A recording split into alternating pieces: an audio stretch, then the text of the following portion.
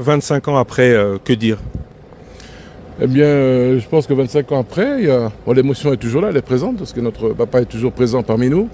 Mais c'est d'abord le plaisir d'avoir toute la famille, les proches, les amis autour de nous pour célébrer cet anniversaire, qui cette année, bien entendu, revêt un caractère plus particulier. Mais voilà, donc je dis l'espoir, parce qu'aujourd'hui on voit il y a les enfants, mais également les petits-enfants, puisqu'il y a quand même plusieurs petits-enfants qui sont là présents. Et ma foi, en tant que chrétien, voilà, c'est un grand jour. Il y a aussi le représentant du président de la République. Est-ce que puisque c'est une première, est-ce que cela signifie quelque chose? Ben certainement, je pense que le président de la République a eu à s'exprimer sur la question à plusieurs reprises. Et ma foi, il s'est fait représenter aujourd'hui. C'est un signe positif, je pense, pour la famille. C'est un premier pas. Vous-même n'êtes plus revenu au Congo depuis plusieurs années. 2011, oui. Depuis décembre 2011. On y pense? Mais j'y pense tous les jours. Mais voilà, j'ai mes raisons. Mais je suis en contact avec le pays tous les jours, bien entendu. Aujourd'hui, on a constaté que le MPR n'existe plus. Il a cédé le pas à l'Union des démocrates moboutistes, dont vous êtes toujours le président, si je ne m'abuse. Est-ce que le moboutisme existe encore? Ah, mais je pense qu'il est même au-delà des partis. Et ça, je pense que c'est un signe qui est positif. Si aujourd'hui, 25 ans après, si nos compatriotes reconnaissent au président Mobutu les qualités, les valeurs qu'il nous a partagées, mais je pense que moi, personnellement, je ne peux que m'en réjouir. Mais ça va au-delà des partis. Aujourd'hui, il se matérialise comment? Dans l'UDEMO ou, puisque vous parlez au-delà des partis, tout ce qui est au-delà mais qui ne se matérialise pas n'existe pas? Oui, certainement, mais je pense que quand je vous disais au-delà des partis, c'est que nous sommes certains d'entre nous, notamment l'UDEMO, nous avons pendant des années nous avons lutté pour la préservation justement de ces valeurs, ce socle sur lequel nous nous sommes appuyés. Et ma foi, aujourd'hui, cette pensée-là, cette pensée-là s'est élargie.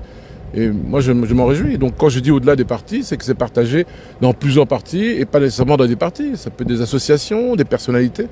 Et moi, je m'en réjouis personnellement d'avoir continué, d'avoir défendu des années durant ces principes et ces valeurs. Et voilà, donc c'est pour moi, en tout cas, une grande fierté. Est-ce de la nostalgie ou est-ce le regret d'un passé qui était peut-être un peu moins mauvais que le présent? Moi, je dirais ni l'un ni l'autre. Je pense que qu'ici, je pense surtout d'abord qu'on reconnaît des choses. Le président Mobutu a été l'homme de l'unité du pays. C'est l'homme qui a forgé une nation. Ça, ce sont des faits. Voilà. Et les valeurs qu'il a partagées, ça a pris peut-être le temps, mais je pense qu'aujourd'hui, notre peuple dans son entièreté reconnaît ses valeurs, ses principes. Et moi, je m'en félicite, particulièrement aujourd'hui. Et je dois saluer également votre présence ici. Je sais que vous êtes une radio qui est suivie à travers tout le pays. Et donc, voilà, je tiens à vous remercier de votre présence ce jour. Et c'est un grand jour pour nous. Je ne vais pas vous poser la question, je réserve cette question pour votre mère. Mais récemment, Patrice Emery Lumumba est rentré. Oui. D'autres envisagent aussi de le faire. Est-ce que vous trouvez normal que 25 ans plus tard, la dépouille de votre défunt père soit toujours au Maroc? Non, je ne trouve pas ça normal. Mais je pense que vous l'aurez constaté, notre père repose dans un pays où, comme nous avons coutume de le dire, où il est en paix. Il est sur une terre amie, où il compte de nombreux amis, sur une terre africaine qui plus est. Et ma foi, je dirais que le retour du... Vous savez, souvent on nous dit que la famille est contre le rapatriement, mais absolument pas, nous sommes même les premiers. Et moi je vous dirais même c'est un devoir pour moi, un devoir impérieux, devrais-je même souligner. Mais il y a des principes. Je pense que vous savez qu'à Gbadolité, par exemple, vous savez que les sépultures des membres de notre famille ont été détruites. Je pense que ça n'a échappé à personne. Alors, si je ne prends que cette question-là, Parce que souvent, je répète à certains de vos collègues, et je leur dis, mais il y a quand même certains préalables qu'il faut respecter. Alors, lesquels? Mais par exemple, je vous dirais, comment est-ce que vous voulez que notre famille soit rassurée? Si on a, pendant toutes ces années, on a détruit, par exemple, les sépultures des membres de notre famille, comment voulez-vous que ça nous rassure? Comment voulez-vous que ça rassure toute la famille?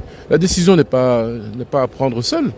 Toute la famille doit prendre ses décisions, la veuve qui doit prendre ses décisions. Il y a également la grande sœur du président Mobutu. Donc c'est la famille dans son ensemble. Et comment voulez-vous rassurer une famille si déjà, après avoir constaté la destruction des sépultures, rien n'est fait dans ce sens? Donc moi je dirais simplement que pour nous, c'est un devoir, nous allons le faire, mais ça demande un certain nombre de préalables et je me réjouis d'ailleurs de ce fait. Je me réjouis de la présence d'un représentant du chef de l'État. Voilà, donc moi je dis il y a tout un processus qui devrait être lancé parce que le retour, bien entendu, doit se faire de manière sereine. Et là, en cela, je pense qu'on respecterait quand même aussi le président qui a été l'homme de l'unité. Donc voilà, on respecterait quand même sa personne et puis sa dignité aussi. La balle est plus dans le camp de la famille ou de l'État congolais? Mais ça va aller de pair, ça va aller de pair. Je pense que dès que la famille sera contactée de manière officielle, j'imagine quand même que la veuve sera